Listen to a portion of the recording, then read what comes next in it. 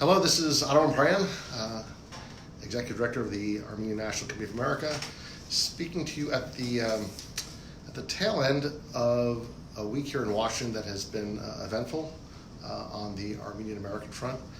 If you follow the ANCA on social media, you've probably seen there's been quite a lot of content, but what I'd like to do now, that we have a couple minutes to catch our breath, is to put some of that in context. So, let's look at what happened today. Today, just about an hour ago, the U.S. House adopted the Sherman Amendment. The Sherman Amendment, it's on the screen here behind me, was offered by Congressman Brad Sherman of California. It stipulated that the United States cannot allow the transfer of defense articles, services, technology, to Azerbaijan unless the president certifies that Azerbaijan will not use that equipment for the purpose of attacking civilian aircraft. If you're not familiar with the issue, you might ask, why is such a certification necessary? Well, the fact of the matter is it's very necessary. Some years ago, Azerbaijan went on record threatening to shoot down civilian aircraft operating out of Nagorno-Karabakh, which we call Artsakh, Artsakh Airport. That's the capital city of Nagorno-Karabakh. The airport there, which had operated during the Soviet era, had remained closed after the war, after Azerbaijan's war of aggression. The authorities in Artsakh had decided to open up the airport, and that effort went ahead, was very successful, but was met with a public threat by a very senior Azerbaijani official saying, we will shoot down any civilian aircraft operating out of Nagorno-Karabakh. And they never went on the record withdrawing that. They never denied it.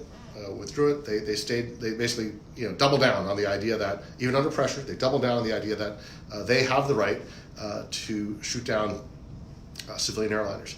That goes against basically every humanitarian norm and every international law that you can imagine, including Azerbaijan's own commitments under the UN Charter, under the OSCE founding documents. But nonetheless, they for far too long got a free pass on that, and that ended today. That ended today with Congressman Brad Sherman offering an amendment saying, that's not. We're no longer going to accept business as usual with a country that is violating such a basic norm of international conduct. He offered the amendment. He filed it last week. It was brought before the Rules Committee, which is chaired by Jim McGovern, a congressman of the Worcester, Massachusetts area, and the committee favorably considered it. They allowed the House to have an up or down vote, and just about an hour ago, there was a vote, and by a vote, I believe, of 234 to 195, that was adopted. Now, the nature of these votes, these are highly contentious votes in the U.S. House, and the U.S. House today is a very partisan institution, so the vote was not entirely, I would say largely a party line vote.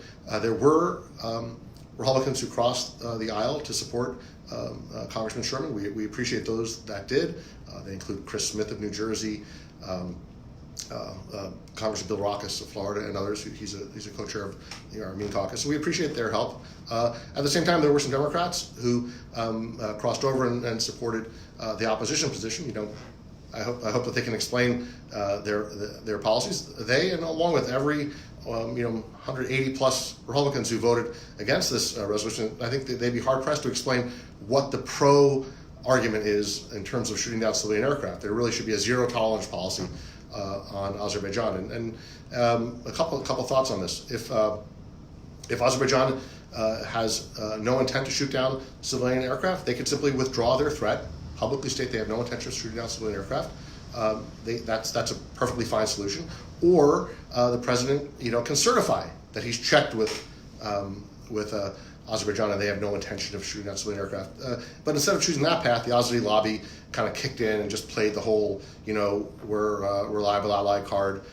Was not very persuasive, and ultimately the vote came down in support of Congressman Sherman's position. On the screen behind me, you can see the one member of Congress who took the floor against the Sherman Amendment. It's Congressman Ron Wright. He's a Republican of Texas. He read a standard set of pro-Azerbaijan talking points, didn't address the actual issue at hand, which was, should the United States be providing arms to countries that threaten to shoot down airliners? He didn't address that at all, and he talked around it. He explained that Azerbaijan's basically too good a friend and ally to hold to account. In the end, the vote came down the right way. We're very happy with the vote. If you check the ANC Facebook page after this video, very soon after this video wraps up, I think we'll have a full roll call vote online, so you can check to see how your member of the House voted, and then you can weigh in. If you feel that they ended up on the right side of the issue, please call them and say thank you. If they're on the wrong side, tell them you are disappointed, but you hope that they do better next time. So that's the Sherman Amendment. It's fresh news, hot off the press. Very, very encouraging. A historic vote in many ways. And I'll tell you about that in a second, about the context, but I want to cover some of the backstory first. So that's the Sherman Amendment. Just yesterday, the House voted on another amendment, and that was offered by Congresswoman Judy Chu, also of California. And her amendment speaks to what's called the Royce-Engel Peace Proposal. Royce-Engel Peace Proposal is named after the former chairman and the current chairman of the House Foreign Affairs Committee, Ed Royce, Republican of California, now retired, and Eliot Engel, the current chair from New York, who's presides over the House Foreign Affairs Committee today. About 4 years ago, they came together and they put together a peace plan, a bipartisan peace plan that they thought would contribute to peace in Nagorno-Karabakh, peace on the ground in Artsakh, but also the type of peace on the ground that could contribute to a negotiated settlement at the peace table, a durable democratic settlement at the peace table. It was a three-part plan, and in a nutshell, it's withdrawing snipers, heavy arms, and not introducing new weaponry on the line of contact. Perfect common sense. Snipers do nothing but take lives. Every death is a tragedy on either side. Every funeral that takes place represents a family broken, and hearts on both sides get hardened every time there's a death. So snipers have no place at the line of contact. They should be withdrawn by both sides. The same is true of heavy weaponry. The same is true of new weaponry. These things have no place. If our goal is to de-escalate, if our goal is to avoid something that might spark a larger conflict, then that first proposal is perfectly sound, makes perfect sense. Pull back the snipers, no new weapons, and no heavy arms. The second piece of the puzzle, also common sense, is let's add some observers. Right now, there's just a handful of OSCE. Those are essentially international observers who, are on the ground in that part of the region, and it's very hard for them to keep track of what's going on. And if there's an attack from one side or the other, it's almost impossible for them to verify where the attack came from and who's responsible. The third element is, I think, gotten the most attention, which is the deployment of gunfire locators. Gunfire locators is very basic technology. Both sides would need to allow their deployment because they would be deployed literally on the front line, in between the trenches. But this technology, once installed, can determine, where gunfire comes from, who initiates an attack, where did they initiate it from, where was the fire directed, and what type of munition, what type of artillery, what type of bullets were used in the assault, and that helps contribute to accountability. So, very often there are attacks. It's usually pretty clear that Azerbaijan, which doesn't like the status quo, is initiating the attacks. All the evidence points to Baku, but Aliyev and others say it wasn't us, it wasn't us, it wasn't us. And then you end up with this ridiculous game of the international observers, including our own State Department, saying something like, well, both sides should cut it out. We call on both parties to respect the ceasefire, things of that sort, when they know very well who's doing the attacking.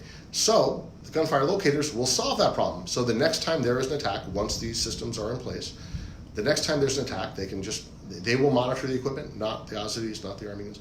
They will monitor the equipment, and they will say, okay, we study the facts, and this is where the responsibility lies, and this is who we will hold accountable. That's only good. And I think it speaks volumes that the Armenian side, the Armenian side, the Artsakh government, the U.S. government, the U.S. Congress, and the OSCE, they're all lined up on the side of this type of investigative mechanism and this type of ceasefire monitoring.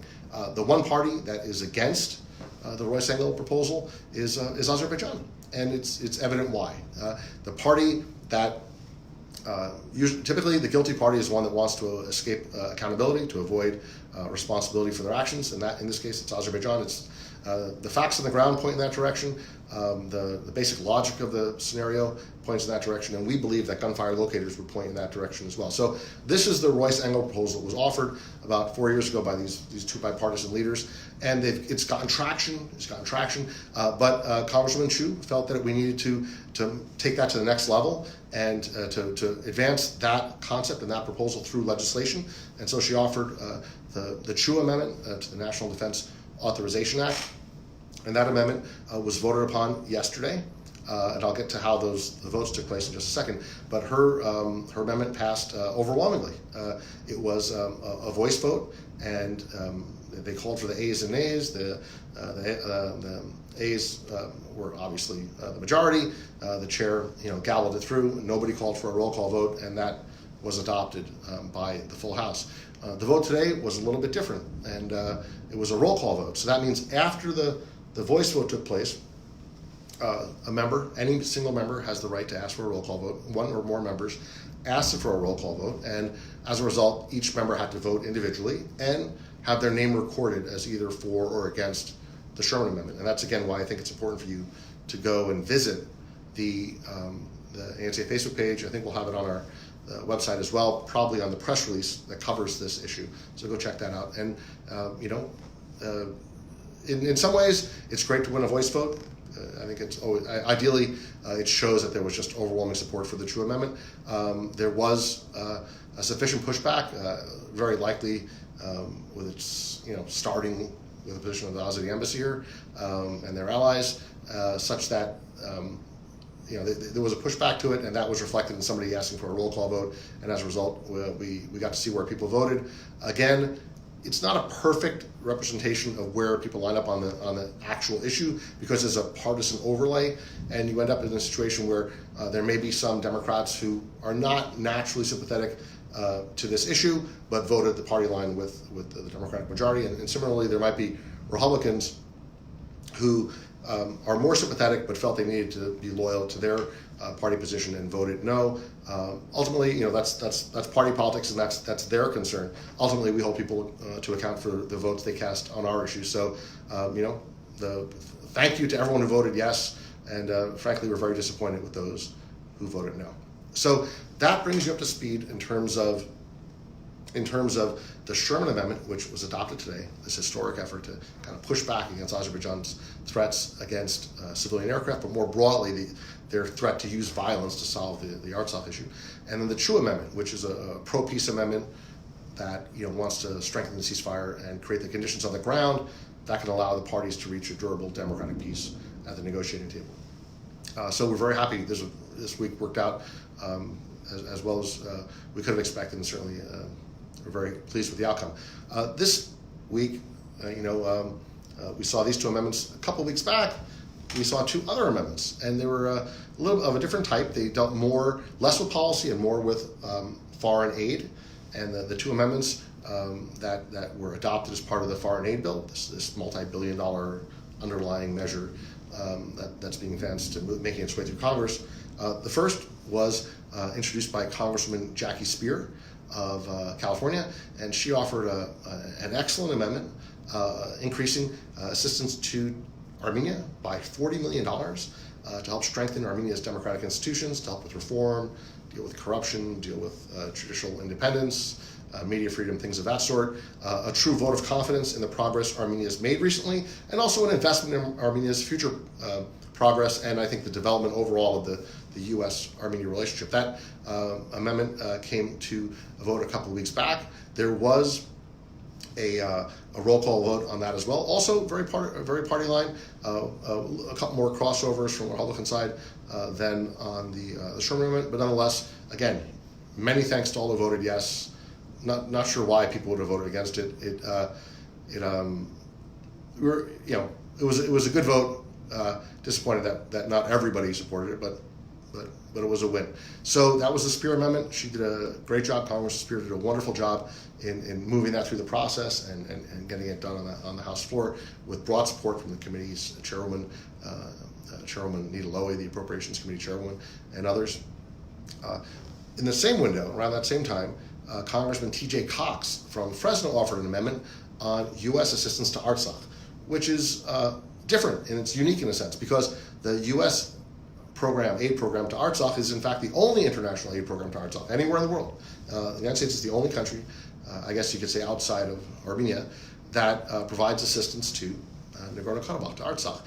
That assistance over the years has helped with maternal health care. It has helped with providing clean water for families.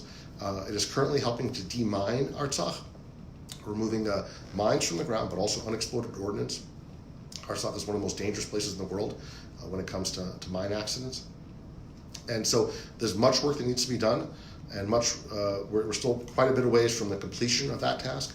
The Halo Trust is the party that's on the ground doing the work, but the U.S. Congress is providing a lot of the resources. And Azerbaijan is always pushing back and trying to kill that program. Congressman Cox got the House on record saying, no, this program must continue, and we're going to appropriate the funds needed to keep this demining process going. As we reach the latter cycle, the later part of the cycle for demining, we are also looking ahead. And we know that in Artsakh there's a tremendous need for rehabilitation services. Part of that is due to the fact that people have been hurt in mine accidents, and they've been hurt by unexploded ordnance. Many people sadly have lost limbs, and others have lost their sight. So the rehabilitation services help people who've been hurt in mine accidents, but also many, many others. Children born with disabilities, people who've suffered strokes, others who are adults with disabilities. There's a whole range of needs, not just in Armenia, not just in Artsakh, from Georgia, from Russia, from the entire region. There's a rehabilitation center right now, sort of the premier rehabilitation center in the region. Was founded by Lady Caroline Cox of the United Kingdom. It's a wonderful, wonderful place. We'd love to see the U.S. aid program, in addition to finishing up the demining work, and that may take several years yet, also invest in rehabilitation. We think that would be a wonderful investment in peace. The Cox Amendment was an effort on the House side to see the aid to Artsakh continue. We're involved, of course, in similar efforts on the Senate side, and we were gratified that earlier this year the head of USAID, the administrator of USAID, Administrator Green, testified before Congress. Actually, he was pressed by Congressman Sherman, in many ways the father of the U.S. aid program to Artsakh. He was pressed on aid to Artsakh, and in fact said, we look forward to completing the demining work. That's part of the puzzle. We have other stuff as well. We need to see the rehabilitation efforts funded as well. But the T.J. Cox Amendment was a big, big win in that regard. So 2 weeks back, we saw the House vote to continue aid to Artsakh over Azerbaijan's opposition. We saw the House vote to plus up the U.S. aid to Armenia from an account that includes aid to other countries, including Georgia and Ukraine. So there was a real vote of confidence in Armenia's progress. And the criticism of it was that, well, here are countries like Georgia and Ukraine that need this aid. Congresswoman Spear explained, very thoughtfully that there's plenty of money in the account, and those other countries will be covered, but that Armenia deserves this assistance. And I think in fact, what happened is that a majority of the House agreed with her position and voted for it. But it wasn't easy, and it required a lot of work on her part, and we were glad to put our shoulder to the wheel behind her efforts. So that was very good news. Rolling over to this week, we saw the Chu Amendment on the ceasefire, and then the Sherman Amendment on Azerbaijani threats. So legislatively speaking, quite a bit of progress.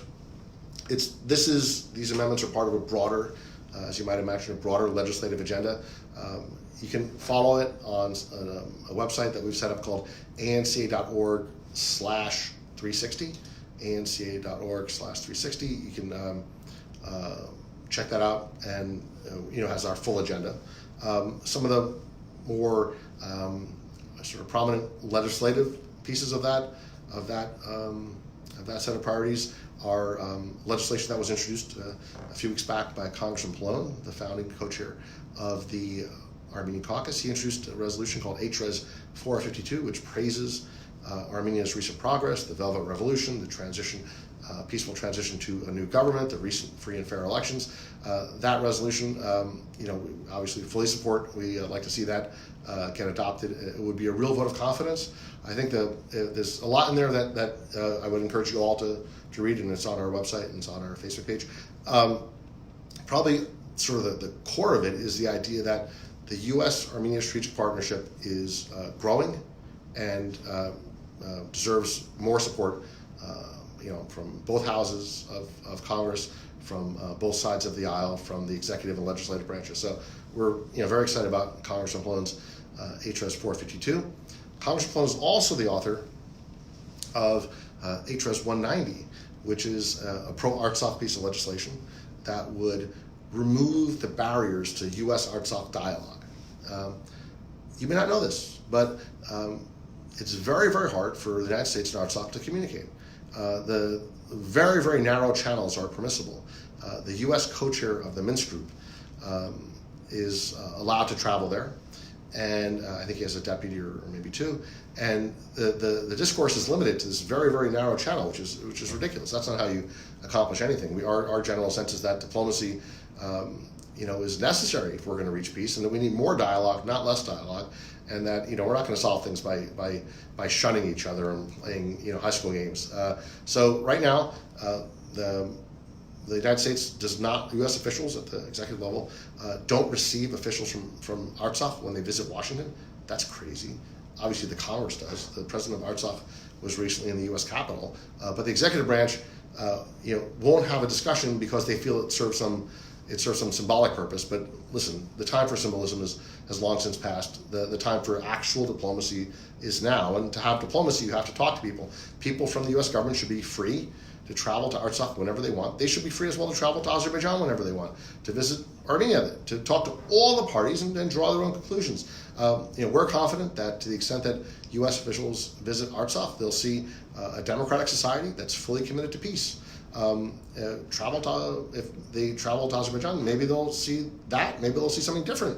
In any event, we're on the side of dialogue. We're on the side of travel. We're on the side of face-to-face discussions, open engagement. That's what HRES 190 is all about, and we're seeking to advance that through the legislative process as well. I'll touch on a final piece of legislation, a very, very important piece of legislation for us, which is HRES 296. That's the Armenian Genocide Resolution.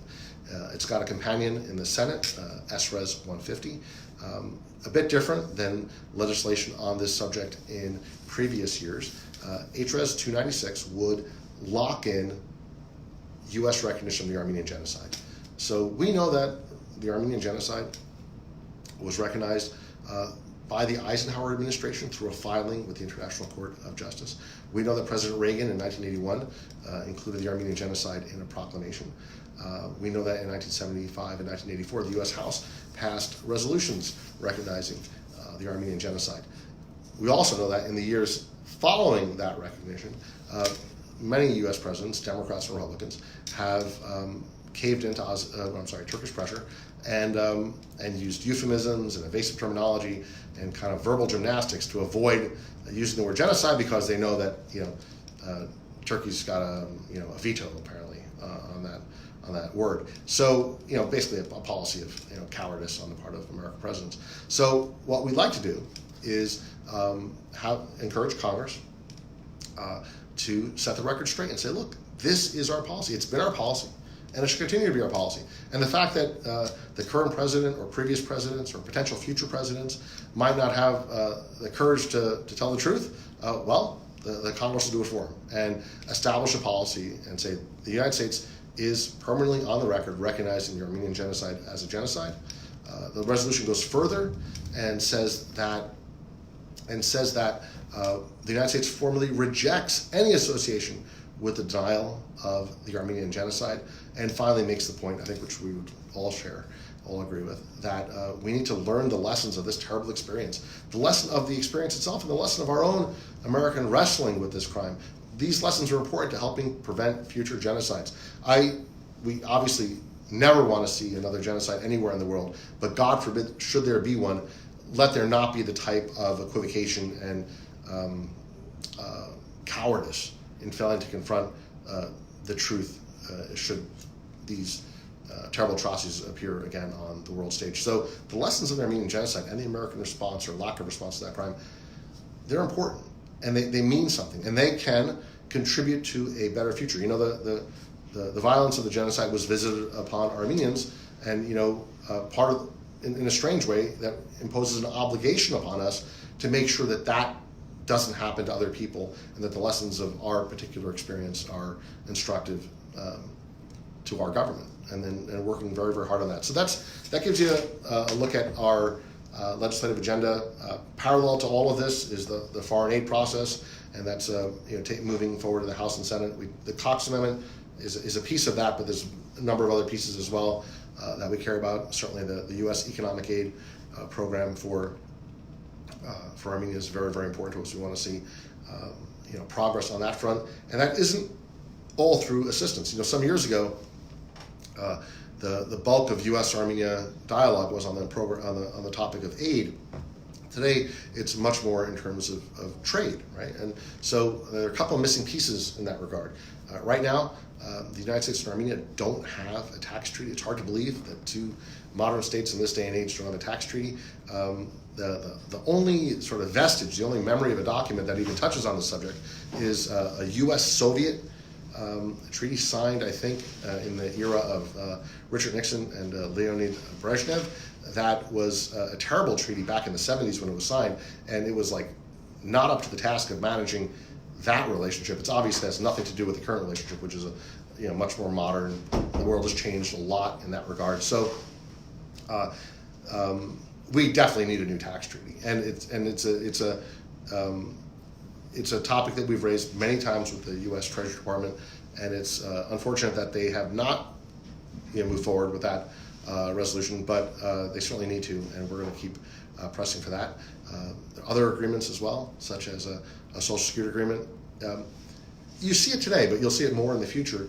Armenian Americans will divide their careers between Armenia and America. They may work for a corporation, let's say an Armenian corporation that has a branch here, or vice versa, an American firm with employees working out of Yerevan or Gapan or Goris. So those employees, and this is a very common dynamic around the rest of the world. So for example, in Greece or Poland or Israel, there's this idea of people dividing careers between countries is very common.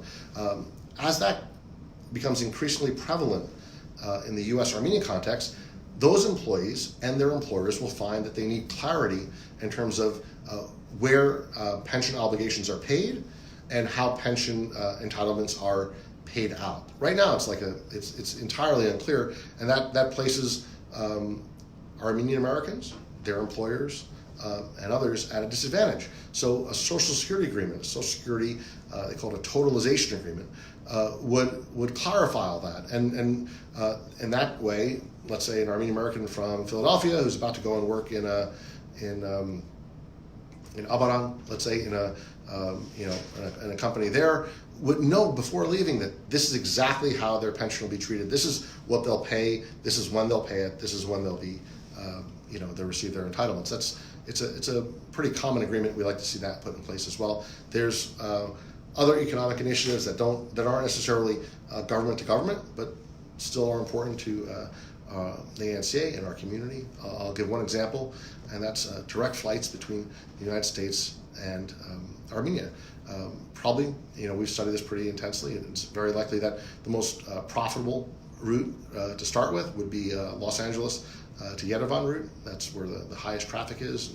Certainly, it's seasonal, but it's still significant. We are running an extensive survey, a market survey that we'll at the right time share with various business stakeholders and others to help demonstrate the commercial, the market, the consumer interest in the opening of a direct flight. It would be more convenient, certainly save time, in certain ways would also possibly save money as well, at least on cargo costs. There's a lot of advantages, and we're working hard on that front. So follow us on social media, follow our website. You'll, I think, very shortly see some of our initial findings on that score. I've covered a lot of ground. There's more we can talk about, and we'll do that, moving forward. But I didn't want today to talk about the historic Sherman Amendment, really a powerful stand for peace and against violence as a way to solve problems in the Caucasus. So the Sherman Amendment was really historic and very, very powerful. Thank you to each and every one of you who weighed in, who called, who wrote, visited with your U.S. legislators. It made a difference, made a huge difference. The Chu Amendment as well, strengthening the ceasefire, saying that we need to hold those accountable who are threatening that ceasefire. So the Chu Amendment was great. Going back a couple of weeks, the Cox Amendment on Artsakh and the Spear Amendment for Armenia. If you put all these together, it's been a productive couple of weeks here in D.C. We are able to do all these things because folks like yourselves are so very helpful. You respond to our action alerts. You donate your time, your treasure, your efforts, and your good name to the work that we do. So please do stay in touch. Follow us on Facebook, on Twitter, on Reddit, on LinkedIn, on Instagram. We're pretty much everywhere. We welcome your feedback. Obviously, love to hear your compliments, but also welcome your criticism. We grow stronger when we get honest feedback about our work. So with that, open invitation for you to stay involved. I will sign off from Washington with my thanks and see you again soon.